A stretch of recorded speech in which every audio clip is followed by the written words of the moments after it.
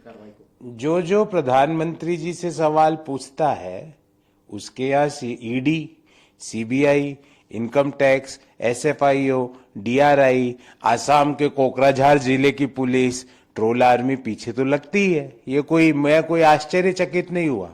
बस मुझे एक चीज का आश्चर्य हुआ कि उसी दिन क्यों नहीं आई। 3-4 दिन कैसे लग गए? सीबीआई कुछ बिजी होगी या क्या रणनीति बनाई होगी, मुझे नहीं पता।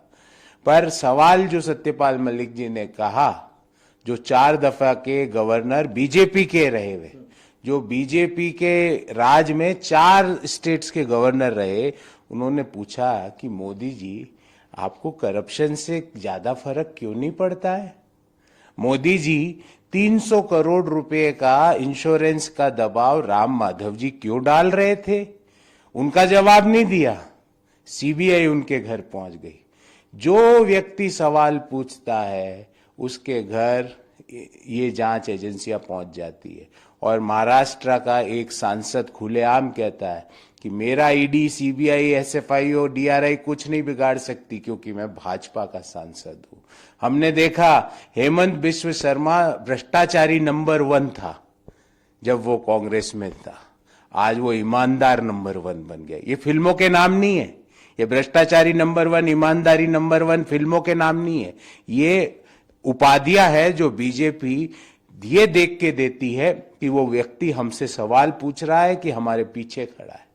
वैसे के वैसे जो मुकुल रॉय है वो भ्रष्टाचारी नंबर 1 थे जब वो टीएमसी में थे। जब वो भाजपा में आ गए तो वो ईमानदार नंबर 1 हो गए। वापस अब टीएमसी में चले गए तो वापस भ्रष्टाचारी नंबर 1 हो गए। तो देश सब चीजें देख रहा है और ये सारी चीजें बार बार इसी और इंगित कर रही है कि दाल में कुछ तो काला है। सर, अरविंद केजरीवाल कह रहे हैं डर के माहौल में, बट ही इज कावर्ड। नहीं, अरविंद केजरीवाल जी जो बोल रहे हैं, पर सत्यपाल मलिक जी ने जो सवाल उठाए, हम उन सवालों को प्रधानमंत्री जी से पुनः पूछना चाहते हैं कि प्रधानमंत्री जी आपको भ्रष्टाचार से इतना फर्क क्यों नहीं पड़ता है? आपको पढ़ना चाहिए। आपके पार्टी का आदमी जो 4 राज्यों का गवर्नर रहा हुआ, जो जम्मू कश्मीर का गवर्नर रहा हुआ, वो आपके ऊपर खुला चैलेंज कर रहा है। आपके पार्टी का x general secretary Ram Madhav, जो संघ का जो मुख्य नंबर 3 नंबर 2 पे था, उसने वो खुले नाम लेके बोल रहा है कि राम माधव ने मेरे ऊपर दबाव डाला कि मैं रिलायंस को 300 करोड़ का इंश्योरेंस का काम दे दूं। तो क्यों राम माधव जी सवाल का जवाब नहीं देते? क्यों प्रधानमंत्री जी प्रेस वार्ता करके सामने नहीं आते? क्यों अभी तक हाथ पे हाथ धरे बैठे हैं? क्यों जांच एजेंसियां पीछे लगा दी? जो व्यक्ति सत्य की राह पे चलता है वो जांच एजेंसियों से नहीं डरता है। राहुल गांधी जी जैसे सत्य की राह पे चले, जांच एजेंसियों से नहीं डरे। मुझे उम्मीद है कि सत्यपाल मलिक जी ने भी जो सत्य की राह पकड़ी है वो जांच एजेंसियों के घबराहट में आके, डर में आकर कुछ भी अपने जो स्टेटमेंट्स है उसे वापस नहीं लेंगे। कि कांग्रेस, असम कांग्रेस को जिस तरीके से रिएक्ट करना चाहिए तो उस तरीके से रिएक्ट नहीं किया, बल्कि अपोजिट हुआ। वो असम की बेटी है। देखिए, ना कुछ है ही नहीं, उसका पहाड़ बनाने की कोशिश हेमंत बिश्व शर्मा कर रहे हैं।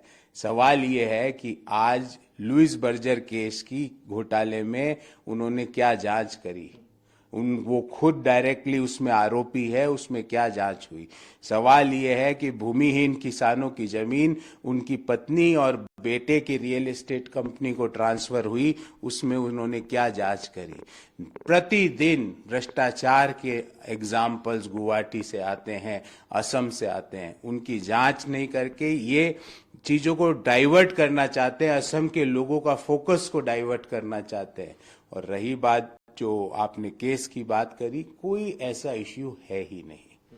सर, शरद पवार ने नरोदा लॉ एंड कॉन्स्टिट्यूशन, तो देश देख रहा है कि किस तरह एक तरफ तो रातों रात जजमेंट दे दिया जाता है, राहुल गांधी जी को 2 साल की सजा सुना दी जाती है, उसके 24 घंटे के अंदर उनको डिस्क्वालीफाई कर दिया जाता है, उसके 24 घंटे के अंदर उनसे मकान खाली कराने का नोटिस दे दिया जाता है, उसके 24 घंटे के अंदर उनके फोन लाइन काट दी जाती है।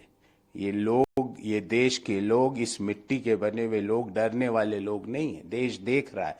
और दूसरी तरफ किस तरह जो एक बड़ा मैं कहूँगा एक नरसंहार टाइप चीज हुई गुजरात में, उसमें कोई दोषी नहीं है। ये तो वही बात हो गई कि no one had killed them, किसी ने उनको नहीं मारा, सब निर्दोष है। मोदी जी, भारतीय जनता पार्टी के सारे कार्यकर्ताओं को, नेताओं को मैं पूछना चाहता हूँ, नेतागिरी एक अपनी पार्टी की आइडियोलॉजी ये सब एक जगह होती है, पर उससे भी बड़ी चीज होती है इंसानियत, उससे भी बड़ी चीज होती है एकता, उससे भी बड़ी चीज होती है मानवता। आप मानवता, इंसानियत और देश की एकता पे प्रश्न चिन्ह लगा रहे हो, उसको खंडित कर रहे हो। देश देख रहा है और लोकतंत्र में देश अपना बदला ईवीएम मशीन पर बटन दबा के लेता है। आपको उसका खामियाजा भुगतना पड़ेगा।